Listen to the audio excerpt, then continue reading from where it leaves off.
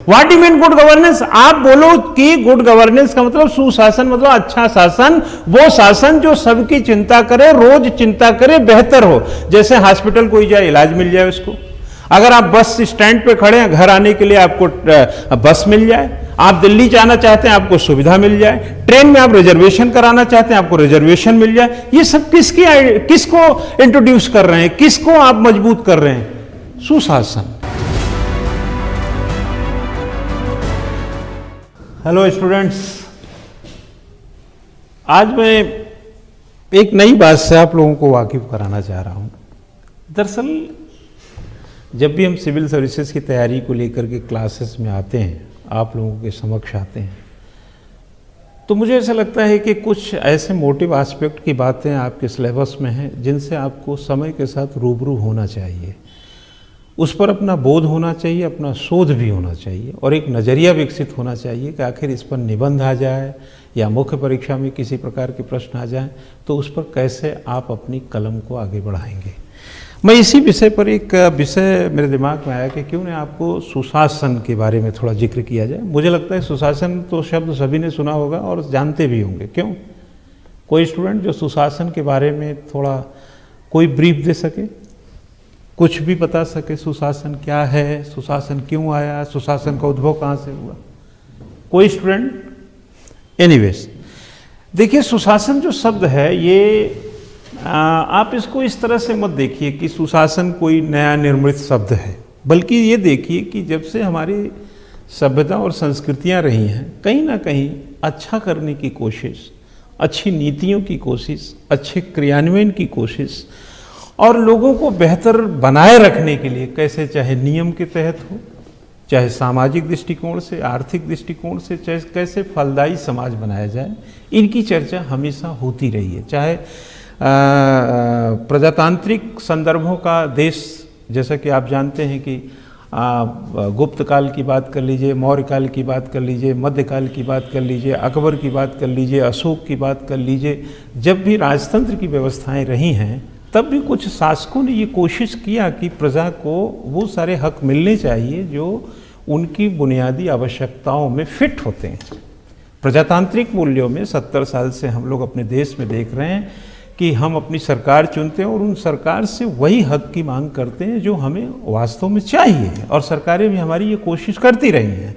और इन कोशिशों के पीछे एक बहुत बड़ा कारण था कि हमारी जो शासन है, जो सरकारों ने जो हमारे शासन सत्ता चलाते हैं, उनकी कोशिश रहती है कि हम कैसे देश में अधिकतम विकास दें, कैसे देश के युवाओं को विकास दें, कैसे महिलाओं को विकास दें, कैसे बच्चों को विकास दें, कैसे बूढ़ों के हक की बात करें। इन तमाम अगर परिप्रेक्ष्य को देखें तो मैं एक लाइन में बोलूं कि ये किस में समेटेंगे तो हम कह सकते हैं सुशासन शब्द में। सुशासन को आप जैसे अच्छा शासन कहिए, अगर इसी के साथ हम अभिशासन की बात करें, ई शासन की बात करें, ई प्रशासन की बात करें, शासन प्रशासन, लोक प्रशासन, निजी प्रशासन की बात करें, तो टर्म्स में आप देखेंगे शासन प्रशासन ऐसे बहुत सारी चीजें आपस में मिक्स कर रही हैं। लेकिन पहले अगर शासन और प्रशासन समझ लें, फिर सुशासन अभिशासन अगर आप समझें, तो मुझे लगता है ये क्रमिकता से आपका निर्धारण थोड़ा इस पक्ष पर अच्छा होगा। थोड़ा सा मैं शासन पे, फिर प्रशासन पे, फिर सुशासन पे आप पे एक प्रकाश डालता हूँ और थोड़ा सा इसका एक कॉम्प्रहेंसिव जो नॉलेज हो सकता है 2-4-5 मिनट में आपको दे दूं, ताकि आप थोड़ा कहीं पर भी एक अंदर से एक मोटिव आपके रहे कि नहीं सुशासन से वाकिफ हैं, that is a good governance. क्या? जैसे अगर मैं बात करूं शासन की, जैसे मैंने बोला शासन, आप जनरली बोलते होंगे जैसे शासन है, इसको अंग्रेजी अगर आप करें तो गवर्नमेंट बोल दीजिए, गवर्नेंस बोल दीजिए, जैसे कहते हैं ना हमारी गवर्नमेंट, हमारा शासन। अगर मैं यहीं पे बात करूं प्रशासन की, आप देखेंगे शासन इसमें भी है, प्र अलग से लगा हुआ है। प्र संस्कृत का एक उपसर्ग है।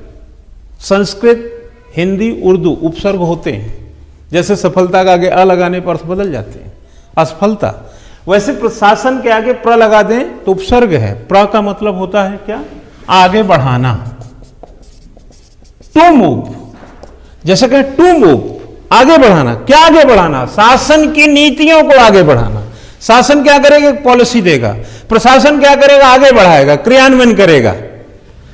अच्छा सुशासन अगर हम कहें, सुशासन, सु का मतलब आप अगर मोटा मोटा समझें, अच्छा समझ लीजिए। जैसे कहे अच्छा, गुड, जैसे इसको इंग्लिश में क्या बोलते हैं आप, गुड गवर्नेंस कहते हैं ना। गुड माने क्या है, अच्छा शासन, गवर्नेंस का मतलब शासन, अच्छा शासन।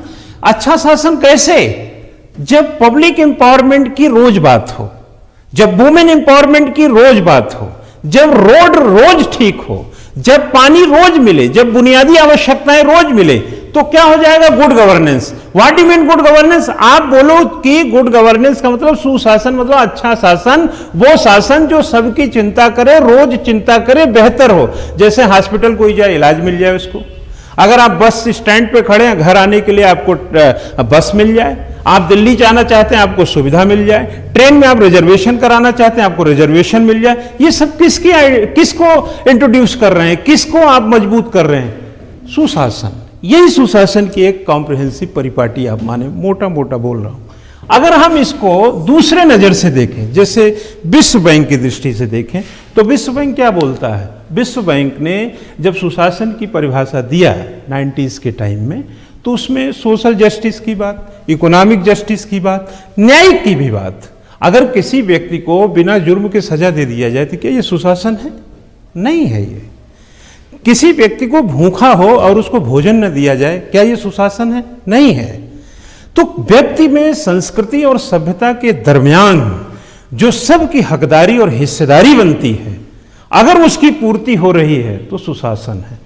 मैं एक शब्द इसी में अगर बात करूं, अभिशासन। जैसे अभी का मतलब, अभी का भी मतलब होता है बारंबार, अभी का मतलब हुआ बारंबार। अभिशासन, अभिशासन बारंबार शासन, बारंबार शासन। बार बार आप, जैसे कोई व्यक्ति बार बार तबला बजाए, बार बार हारमोनियम बजाए, बार बार जैसे मैं लेक्चर दूं, तो क्या होता जाएगा, लेक्चर परिमार्जित हो जाएगा, बेहतर होता जाएगा। जैसे आप बार बार लेखन करें, बार बार प्रस्तुति करें, बार बार आप क्लास में आए, तो आपका ज्ञान क्या होगा, बढ़ता जाएगा। तो बार बार का मतलब यहां बहुत बड़ा है। तो शासन भी हमारा ऐसा नहीं है कि एक काम करके बैठ गए, एक बार सड़क बना के बैठ गए, नो, बार बार अभिशासन। तो जो हमारा एक स्ट्रेटेजिकल एस्पेक्ट है, वो क्या हुआ, किसके लिए हुआ, पब्लिक एम्पावरमेंट। सारी चीज को अगर मिला दें, लोक प्रवर्धित अवधारणा। जैसे जब हम बोलते हैं गुड गवर्नेंस की परिभाषा में जब बात की जाती है, तो हम लोग कहते हैं कि लोक प्रवर्धित अवधारणा है, पब्लिक एम्पावरमेंट अवधारणा है। गवर्नमेंट मूवमेंट एस्पेक्ट में आप देखें, जैसे गवर्नमेंट बहुत ज्यादा सीटें जीत ले, गवर्नमेंट बहुत मजबूत हो, प्रशासन बहुत मजबूत हो, सब कुछ मजबूती से के साथ अगर पब्लिक एम्पावर्ड नहीं है तो ये गुड गवर्नेंस नहीं हुआ।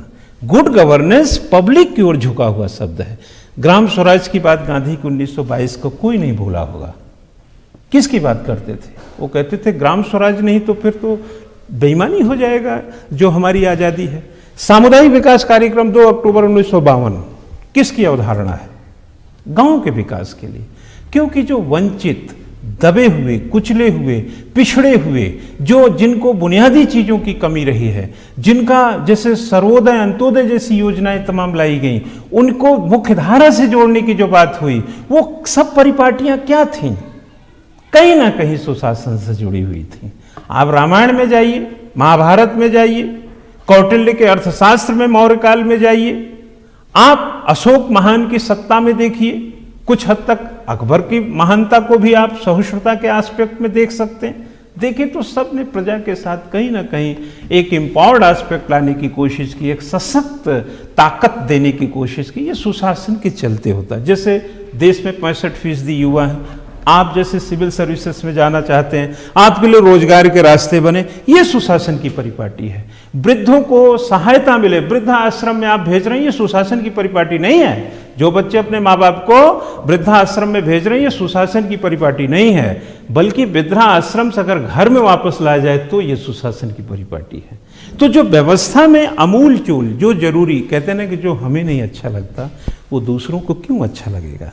तो चाहे शासक हो चाहे प्रशासक हो, अगर वो जानता है कि बुनियादी आवश्यकताओं के बगैर व्यक्ति रह नहीं सकता है, तो आखिर उसकी बुनियादी आवश्यकताओं को बार बार नहीं पूरा करेंगे तो हम शासन प्रशासन होने के तात्पर्य से बाहर होंगे।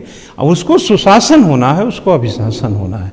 तो कुल मिलाकर के मैं आज की जो परिपाटी थी, आज का जो दृष्टिकोण था मेरा, थोड़ा सुशासन पर एक दृष्टि डालना था कि आखिर सुशासन क्या है।